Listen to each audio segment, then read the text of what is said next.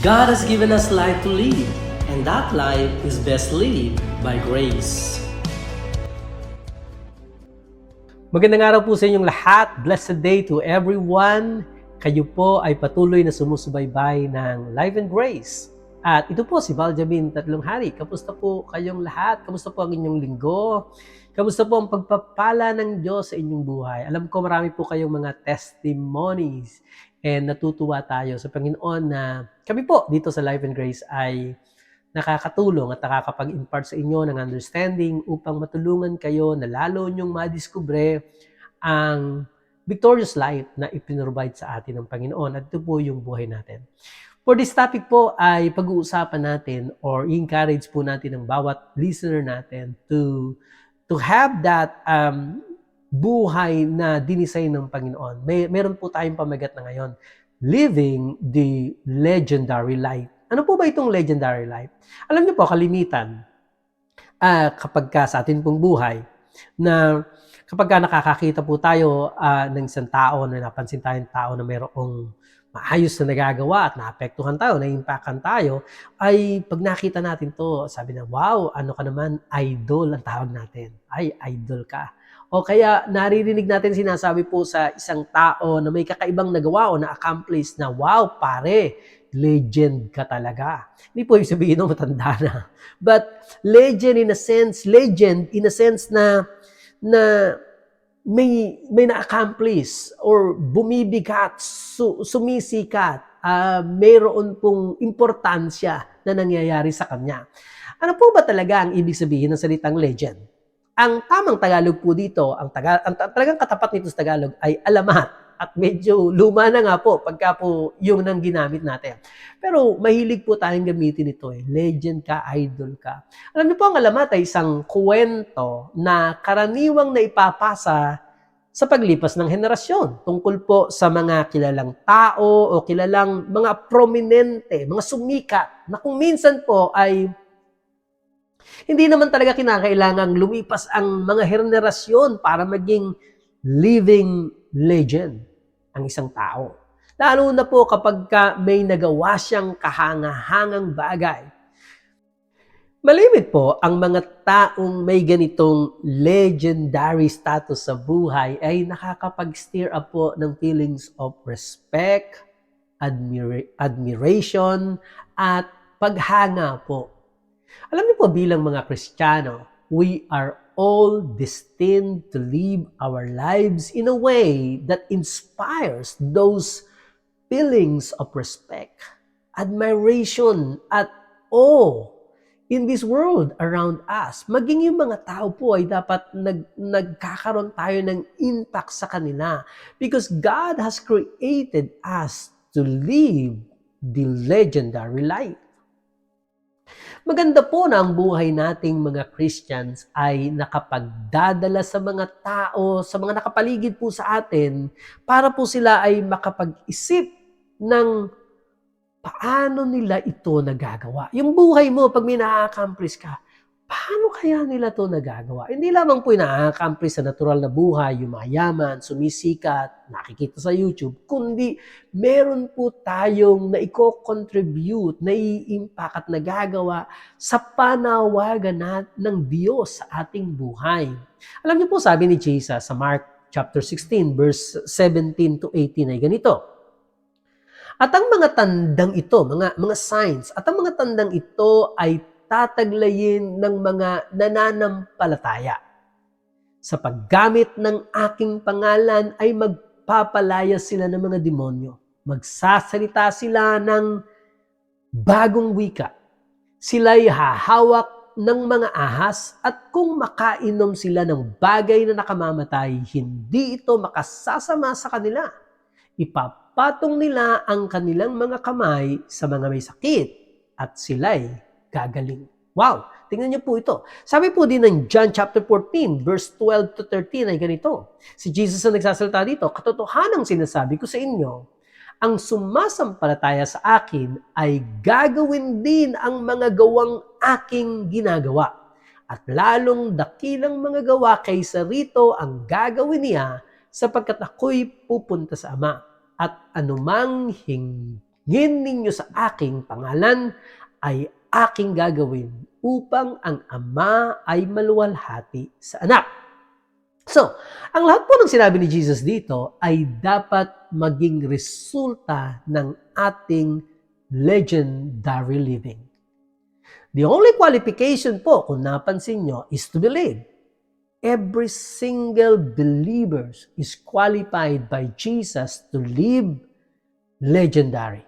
Makakapamuhay po tayo, magiging idol po tayo ng bayan. Hindi po sa kung ano-anong ginagawa natin, kundi sa mga gawang Kristiyanong na ipapakita natin. And that includes you. Subalit, napansin ko po, marami po sa atin ang hindi na i-consider na posible po tayong mabuhay ng ganito. Akala po ng ilan ay ang buhay na ganito ay para lamang po sa mga spiritual super-dupers. Yung pong mga believers na ginagamit ng Panginoon, na nakikita nila sa YouTube, sa Facebook, sa television. Ganon po lang ang kaisipan nila para po ito dito. At kung mangyayari man po ito, ay para lamang po ito doon sa mga nag-ooperate in the body of Christ sa fivefold ministry. Alam niyo po, napapanahon na para po sa ating mga Kristiyano, for the body of Christ, to realize that we all have been given a mandate na ma-share po natin ang good news ng ating Panginoong Jesucristo dito sa mundo. And that includes even greater works than Jesus did. Kasi po ito yung sinabi ng Panginoon sa atin, na lahat po tayo, lahat ng naniniwala, kung naniniwala ka sa Panginoon, then kasama ka dito. At hindi mo kinakailangan na maging sikat muna bago ka maging isang legendary o magkaroon ka ng isang amazing accomplishment sa buhay o makagawa ka ng isang kahanga-hangang himala to live this legendary life. Hindi po kinakailangan ito. Although maganda po ito. Alam niyo po, ang everyday faith mo is already a legendary. Tingnan po natin ang ilang example po sa Biblia, mga biblical figures po, whose everyday faith made them legendary. Kilala niyo po ba si Ruth? And I'm not talking about my daughter, si Ruth. Maayos pong babae ito. Sila po ay mayroong programang Into His Image. Kasama niyo po dito si Sister Katrina. And I really recommend na pakinggan niyo po ito. Marami po kayong mapupulot ng mga experiences, truth, biblical truth and experiences na mga practical things na matatanggap ninyo, makatutulong po sa inyo sa buhay. So, ang sinasabi ko po dito ay si Ruth sa Biblia, a young widow from Moab, sa lugar po ng Moab. And being a Moabite ay nangangahulugan po na hindi siya nanggaling sa isang prestige na pamilya. At hindi po prestige ang kanyang lahi. At bukod pa dito, alam niyo po, ang mga Moabita ay sinabihan sa Biblia na hindi sila pwedeng tumayo, pumasok man sa mga sanktuaryo. Ano po sila iba ang lahi nila. And literally, si Ruth po has nothing to her name. Wala po siyang yaman, wala po siyang sikat, hindi po siya sikat, at wala po siyang kahit ano sa kanyang personal na buhay. Pero by her everyday faith, she accompanied her mother-in-law, si Naomi, na makapalik po sa Bethlehem. Kasi po, may tagutom noon at umalis po sila sa Bethlehem at sa lugar nila, pumunta po sila sa Moab and dito niya nakilala si Ruth. At po si Ruth ay tinulungan po at sinamahan niya ang kanyang mother-in-law na makabalik po sa Bethlehem. And through a series of divine appointments ng Panginoon ay nakapang-asawa po itong si Ruth ng isang mayamang batang lalaki na ang pangalan ay si Boaz, a wealthy young bachelor na naging dahilan para matubos po ang nawalang pag-aari ng pamilya ni Naomi at ang kanyang asawa. And although si Ruth po would be considered nobody by most people, but her faith in God and her faithfulness to her mother-in-law, pang-araw-araw po itong buhay, resulted in great blessing. Sa katunayan po, si Ruth po is listed in the lineage of Jesus. Yet, the only thing that qualified Ruth to live the legendary life was her faith. Yung pang-araw-araw lamang nating buhay sa pananampalataya. How about po itong woman na nagdala po meron po siyang alabaster oil sa jar at pinahiran niya yung paa ni Jesus ng binuhusan niya po nitong oil na ito. Natatandaan po ninyo ito? Ito po ibinanggit sa Gospel of Matthew, chapter 26. Yung pagbubuhos niya ng langis sa paa ni Jesus ay pinag-uusapan pa rin natin ngayon. In fact, si Jesus po ay nagsabi sa kanya, sabi niya ay, saan man ipangaral ang ebanghelyong ito sa buong mundo, ang ginawa niya ay sasabihin din bilang pag-alaala sa kanya. So, ano po ang ginawa ng babaeng ito that was so amazing to warrant a reward such as this, na hanggang ngayon pinag-uusapan natin siya?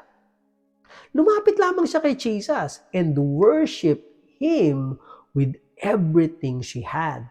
Alam niyo po, our worship of Him qualifies us to live a legendary life.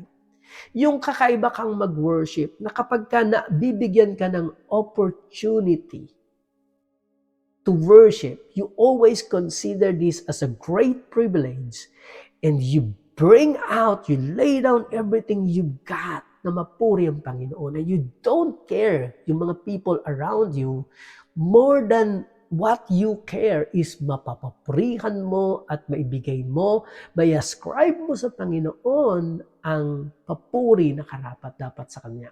Yun lamang po ang meron itong woman na may alabaster jar na ito.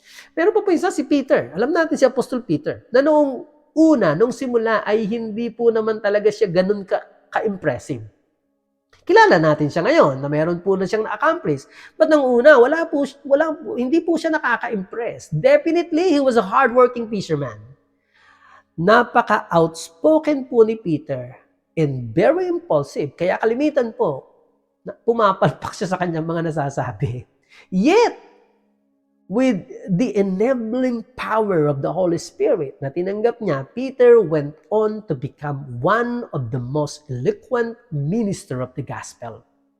And if Peter can live that legendary life, kaya mo rin mabuhay ng ganito. Alam niyo po, legendary life doesn't come from striving and self-promotion. Hindi po yung katulad na ipinupromote natin ng sarili natin para lang tayo sumikat. It flows out of your God-given identity. When you know who you are in Christ, yung pagiging matapang, boldness becomes natural. Yung faith mo becomes instinctive.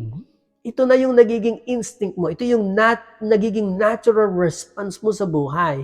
And supernatural fruit follows. Lumalabas po yung mga supernatural things as bunga ng pamumuhay mo.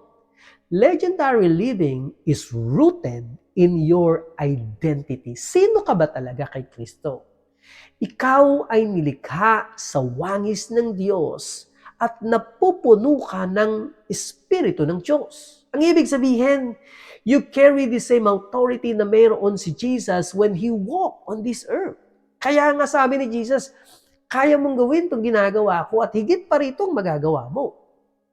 Si Apostol John ay nagsulat po nito sa 1 John chapter 4 verse 17. Sabi niya, because as He is, referring to Jesus Christ, so are we in this world.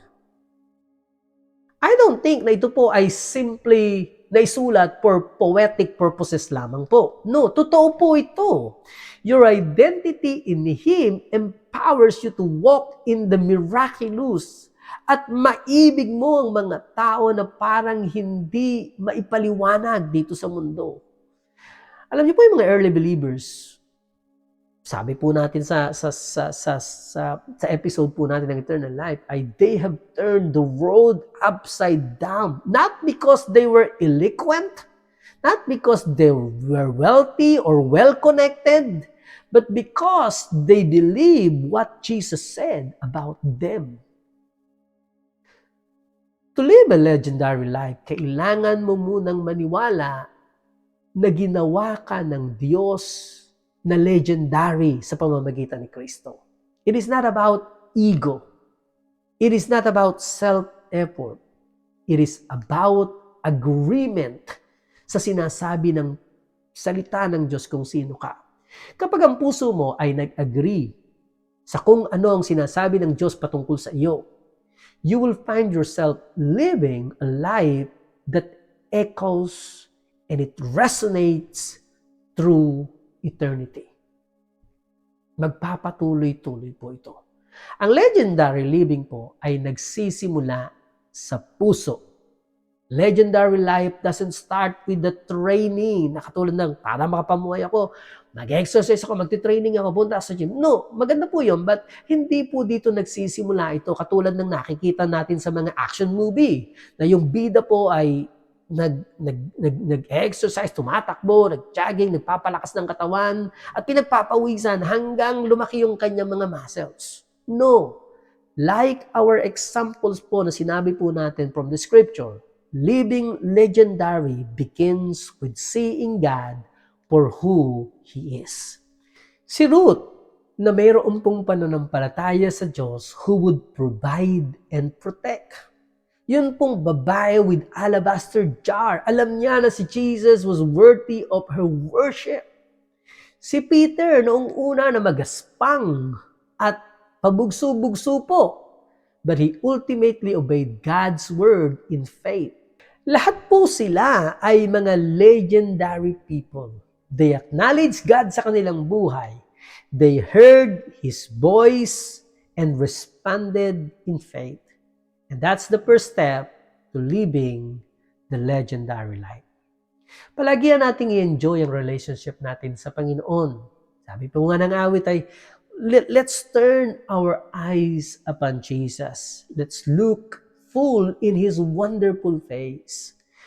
Tingnan natin, see the worthiness and perfect work of Jesus and know in the deepest heart na meron ka that the Creator, ang lumikha sa'yo, the Creator of the universe wants you to live a passionate, adventurous, delightful, legendary life. Enjoy Him every day and every moment of your life. Ito po si Baljamin Tatlong Hari. Ito po ang Life and Grace. Nagpapaalam po kami, nagsasabi sa inyo, life is best lived by grace. Shalom!